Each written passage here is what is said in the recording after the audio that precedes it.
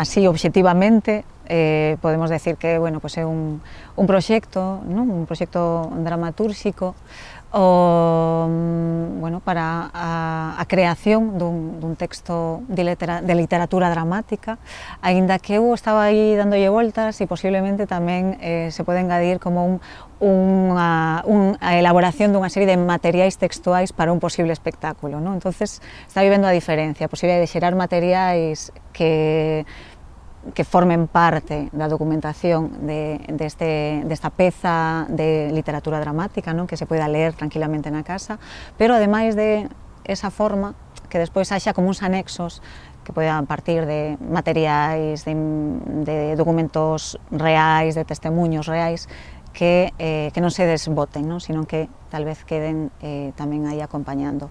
E, ademais de ter ese componente creativo, non? De creación, tamén me interesa pensalo como un espazo de reflexión propia, non? E de análise sobre a miña propia forma de facer e tamén sobre o contexto no que me atopo, non? Dentro do que é o teatro galego contemporáneo. Hai uns anos fume a facer un filme a unha illa ao sur de Chile, facer unha peli documental. Entón, bueno, nese momento decidín, en lugar de pagarlles, de retribuirlles polo seu traballo, que, bueno, que ás veces tiña moito que ver cos nosos momentos de ocio, outras veces era máis observacional, pero tamén incluso, bueno, pois houve algunhas pequenas postas en escena ou situacións que eu forzaba ou construía simplemente para a película, non? Entón aí empezábame a preguntar, bueno, cando lles teño que pagar, cando non, en realidade estamos totalmente misturando o cotidiano e o persoal co profesional, entón, bueno, empecé a entender que o cinema non era só a representación, non era só a mensaxe, non era só a superestructura que nos chegaba como espectadores, senón que había algo, non sei se moito máis importante, pero polo menos igual, que estaba oculto na historia do cinema, que era como se facían estes filmes, non? Que pasaba nestes proxectos máis pequenos, máis alternativos, fora do sistema. Ou que pertencían ao sistema pero de outro xeito, non? Que pasa cando filmas unha persoa que non é intérprete, que non é unha actriz, que non é un actor. E entón, bueno, pois a partir de aí empecé a investigar como eran estas relacións. No que concirne máis o proxecto que eu quero desenvolver, que estou a desenvolver nas residencias, parte un pouco dunha necesidade persoal, pero que se ten que politizar e que se ten que atopar eses nexos de unión con outras vivencias. Eu penso que é unha vivencia bastante compartida, sobre todo na mocidade da actualidade. É un pouco analizar en que dinámica do poder precisamente se encadra todo este ascenso dos problemas de saúde mental, porque vivimos nesta época onde parece que a depresión e a ansiedade pois cada vez son unha problemática maior. Entón, pois analizar como a ciencia e máis especialmente as disciplinas psicomédicas que tan presentes están na actualidade, porque cada vez é maior o número de persoas que empezan psicoterapias, etc. Cal é a raíz de todas estas terapias? Como se está enfocando iso, por exemplo, os problemas depresivos? Estamos sobre-recetando psicofármacos, estamos apuntando que o problema é unha desregulación nos niveis de serotonina do cerebro, cando iso simplemente é unha manifestación corporal de unha problemática subxacente, non? E, bueno, hai aquí moitas liñas de investigación, dende ese autocontrol dos corpos a como realmente os problemas de saúde mental e cando ese modelo de máquica na que nos intenta impoñer, no? Tamén con esa disociación entre a mente e o corpo. O meu proxecto, Estética Ruralis, xorde un pouco da observación e da contorna na que eu me criei, non? Como unha especie de mirada crítica sobre todos ese imaginario que recollo dende que son pequena, é unha especie tamén de reconciliación ou de conciliación coa miña contorna, porque, bueno, moitas veces sempre a nosa ollada viaxa fora e o que está ao redor nosa, como é coñecido, pois obviámolo un pouco máis. Nace un pouco da parte teórica de outro proxecto que foi o meu proxecto de fin de grao nos estudos de deseño de moda. Nese proxecto de fin de grao, presentei unha colección de 5 monos de traballo, non? Quixen escoller unha prenda que fora habitual ver, a típica funda de traballo azul, non? E quixen darlle unha volta no sentido de unificar tamén, quizáis, en unha prenda, funcionalidade e deseño, modernizar un pouco unha prenda que se presenta casi de un solo xeito, e a raíz de iso investigar un pouco todos os conceptos opostos, como poden ser o rural e o urbano, a función e a beleza, o que se considera fino, o que se considera tosco, e a partir un pouco dese marco teórico foi de onde xurdiu a idea para escribir este ensaio.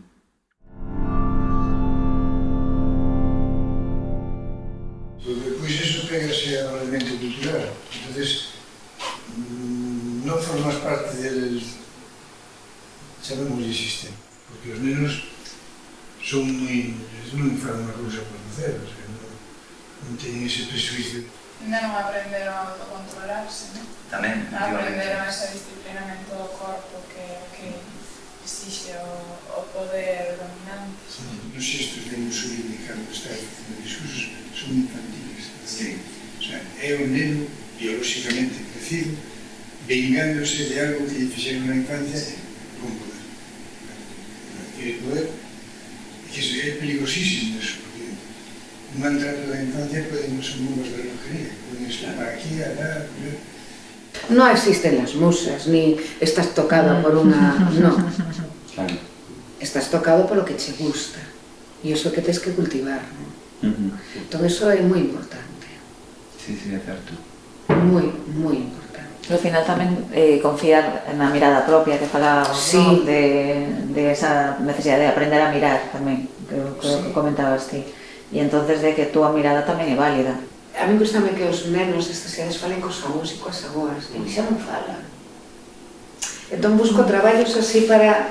Gusta moito este tema das memorias familiares. Por exemplo, un tiña o mapa de Fontán, tiña o seu bisavó na consulta e descubriu eso. E nunca se parara, nunca se fixera na consulta. Son cosas moi interesantes. Por iso, a min este tipo de traballos que facedes gustan-me moito, son moi interesantes. Hai un mapa de Fontán, de feito original aquí. Sí, tamén é certo que vi a vez que estivera, sí. Outro na Casa do Outeiro, outro no Parlamento, sí. E onde está? Nunca o biches, está aquí? Pois é aquí fundamental. É justamente aquí ao lado. Espera, vou falar con María José antes de que marche. Pero si mos pasades encantada. Ai, sí. Unha especie Eu invito-te a que veñas ás miñas casas, deixote. Ah, aquí, claro. Guau. A ver, de que aldea sodes? Negreira. Bueno, de Negreira a Negreira, sí, ou de algunha aldea de Negreira? De Negreira a Negreira. E ti? Pontevedra. Pontevedra. E tes algún avó de algún outro lado? Sí. Pois veña, busca das aldeas, que están todas aí. Bueno, Ahí está. Aquí van de Barcala, por aquí. Sí, Barcala, pero buscan Negreira, buscan todo.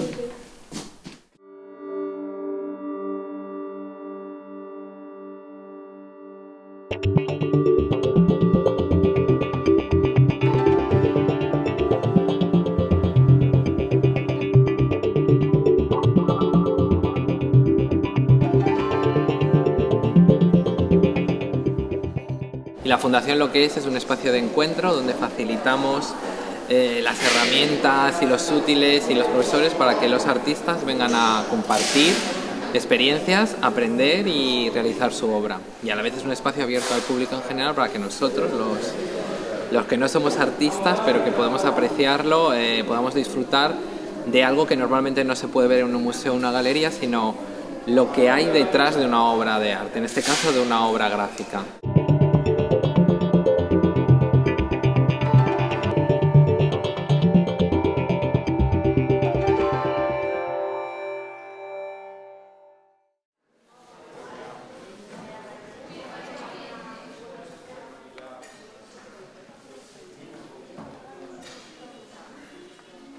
A conciencia, de alguna maneira, está pedindo a gritos que vivir sexa algo máis que mera supervivencia. A fase da supervivencia está superada. Entón, de aí a intensidade de producir. E aquí, digo, hai que acabar coa idea de que o crecimento é progreso. Xa non está sendo progreso. Un discurso que converte no capitalismo en algo intocable, ¿no? Porque como se asocia ese capitalismo a un benestar social, que non sei onde está, pero a un benestar social atribuído, se considera que, claro, cuidado, non tequemos este modelo de producción porque podemos tirar todo de máis. Cuando las cosas ya no dicen nada, cuando ya se ha perdido el significado con tanto horror, estamos en el hueco de las cosas encadenados al horror. Nosotros también, Riza, se ha perdido la dignidad y los humanos ya no están legitimados para nada de lo humano. Si no huelen a poder, no se aceptan. Lo peligroso es que se suele poner a estos especímenes como ejemplo y como modelo de vida. Por lo tanto, en las familias como en la enseñanza se estimula con preferencia esta glándula, ridiculizando a quienes no la poseen, como si tuviésemos una glándula del poder. Y sin poder no te reconocen, sin pedigrí no te reconocen, o sea, no puedes manifestarte tal como eres. Se nos amosa unha serie de figuras como referentes, figuras do emprendedor que vai contra o atrasado e agora se converte en dono da súa propia vida e levántase a X horas da mañá, ten así a súa rutina de productividade, está superprobando a súa valía persoal e non pode ser máis escravo da ditadura da productividade, ¿no? Sí, si le haces la visita te dice, trabajo mucho, Trabajo mucho. Esto que ves aquí, este chalet que tengo y esto todo, trabajo como un cabrón. Bueno, pues que te aproveite, ¿no? Pero ese é o modelo que idealizamos. E idealizámoslo como se ese fose un modelo de liberdade persoal, de autorrealización. Como que a responsabilidade está depositada na propia persona, parábamos, entón buscan facer esa elección, tamén quizás como unha especie de liberación de conciencia, de boa conciencia, facer esa elección, cando realmente desde un punto mercantil, como se ve eso, bueno, habrá empresas comprometidas, outras máis que outras, máis transparentes nos seus métodos de traballo, pero realmente todo este novo mundo que irrumpe do veganismo e tal, visto desde o punto de vista empresarial, non é máis que un filón mercantil, non? Entón, que non está ainda 100% regulado do todo, entonces ti vas a ver moitísimos produtos con etiquetas que teñen todo o aspecto oficial do mundo e realmente non che garanten nada. Más que ti te vayas orgulloso para casa porque te vas a cenar unha hamburguesa de berenjena en vez de unha hamburguesa de carne, cando realmente non implica que esa escolla que ti fixeches teña un impacto real ou que realmente sea un produto máis saludable. É que algo que en inicio sí que se podía opoñer o capitalismo detecta que por aí pode haber un punto de fisura. Cando chega un momento no que é imposible invisibilizar iso, o que fai é dicir, bueno, vale. Entón, agora trago todo isto e non só neutralizo toda a posibilidade de cambio, senón que sigo crecendo a costa diso. Esa capacidade adaptativa de darlle a volta ao asunto. Entón, para mí a máxima é que o poder non fagas pactos, é dicir, non te tragues esa mercantilización das loitas.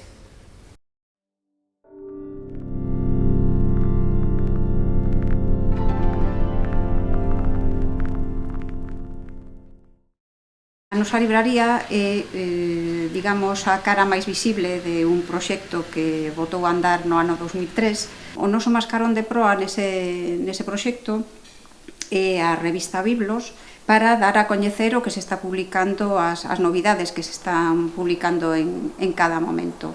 E 10 anos máis tarde foi cando abrimos a libraría Biblos en Betanzos, está situada na croa do casco histórico da cidade, e é unha libraría na que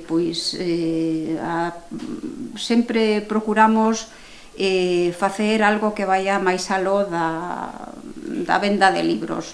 Nestes case 10 anos levamos desenvolvidas un sinfín de actividades, presentacións, obradoiros, clubes de lectura, que pensamos que son necesarios para crear ambiente ao redor do libro e do mundo da cultura.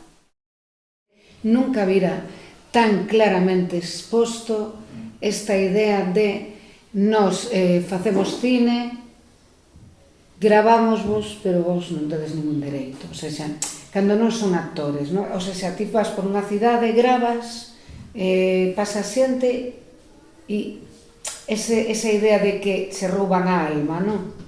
Entendedes? Que paga quen grava por roubar a alma?